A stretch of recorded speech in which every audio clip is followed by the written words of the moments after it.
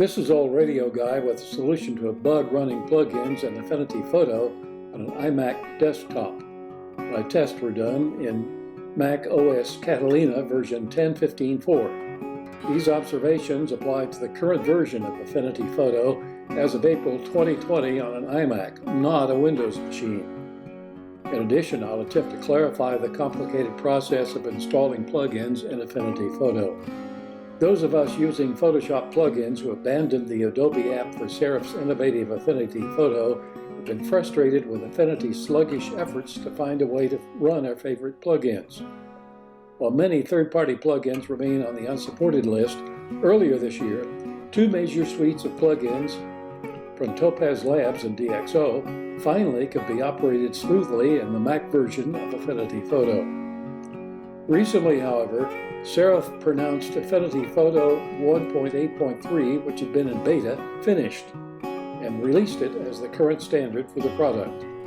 That's when at least some of the users of the Mac version of Affinity Photo began to have difficulties with the Topaz Labs plugins.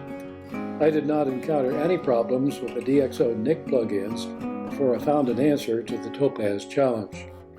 A workaround for the bug is the installation of the newest Affinity Photo Beta 1.8.3.180. To access this beta, you must have a purchased copy of Affinity Photo installed on your Mac. So with this beta on your iMac and the Nik collection, you now have access to ColorFX Pro. Also, HDRFX Pro, SilverFX Pro, Vivessa, Output Sharpener, Raw Pre-Sharpener, Analog Effects Pro, and Define 2. Move to Topaz Labs, and there are the artificial intelligence plugins: Topaz Adjust AI, Topaz Mask AI, Topaz Sharpen AI, and Topaz Denoise AI. For those of you who have Topaz Studio installed, there is Topaz Studio as a plugin. And once you're in Topaz Studio, you also have the option of running Adjust AI, Denoise AI, Sharpen AI, and Mask AI from Topaz Studio. Now that we have a solution to the bug, a few words about installing third-party plugins, first on your Mac and then getting them to run in Affinity Photo. This should apply even after the problem with Affinity Photo 1.8.3 has been fixed. By default, when plugin applications are initially installed in your iMac, they can be scattered among various locations on your hard drive: the plugin folder for an editor, the global library, the user library, or the application folder, depending on the approach of the publisher. Where possible, put them in a common location. When installing the DxO Nik collection on your Mac, select the compatible host install option. In my case, I created a folder within Applications for all of my standard plugins. Inside that folder, I created a DxO folder. The installation then created individual plugin subfolders. To install the Topaz plugins on your iMac, just follow the installation defaults. If you have the old Topaz filters, just updated along the way, you'll eventually have a mess of folders to deal with. Now comes the fun part, connecting Affinity Photo to the plugins, and Affinity doesn't make it easy. External plugins are installed in Affinity Photo by going to Preferences, then Photoshop Plugins. That opens a window of intimidating options.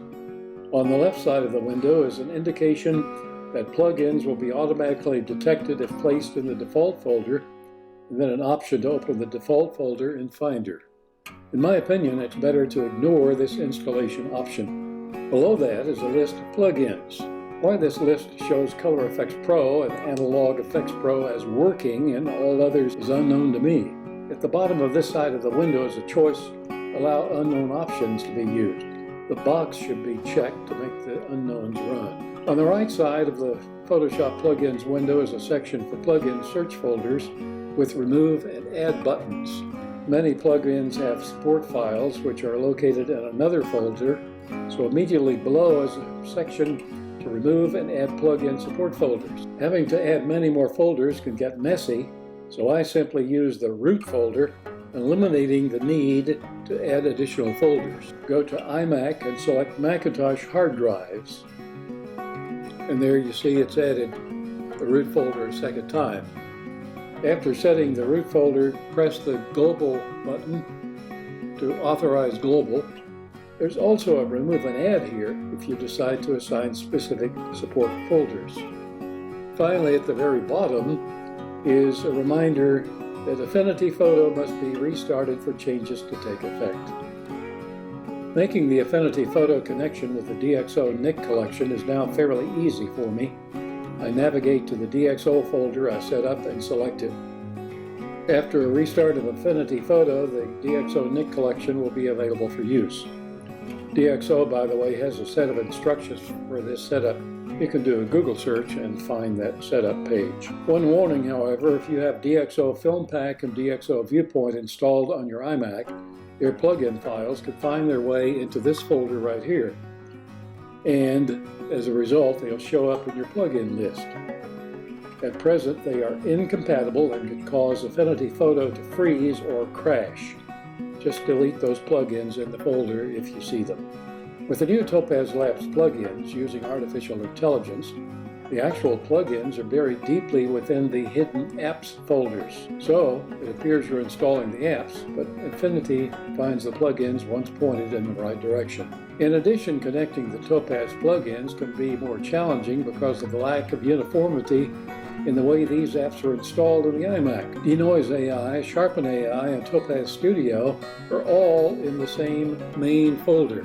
And on my desktop, it's called Topaz Labs LLC. However, Adjust AI and Mask AI are in separate application folders. And here's the way the setup would look. In Preferences, you would choose Applications, Topaz Labs, Applications Adjust, Applications Mask. The Topaz Labs website provides their own instructions for connecting their plugins with Affinity Photo.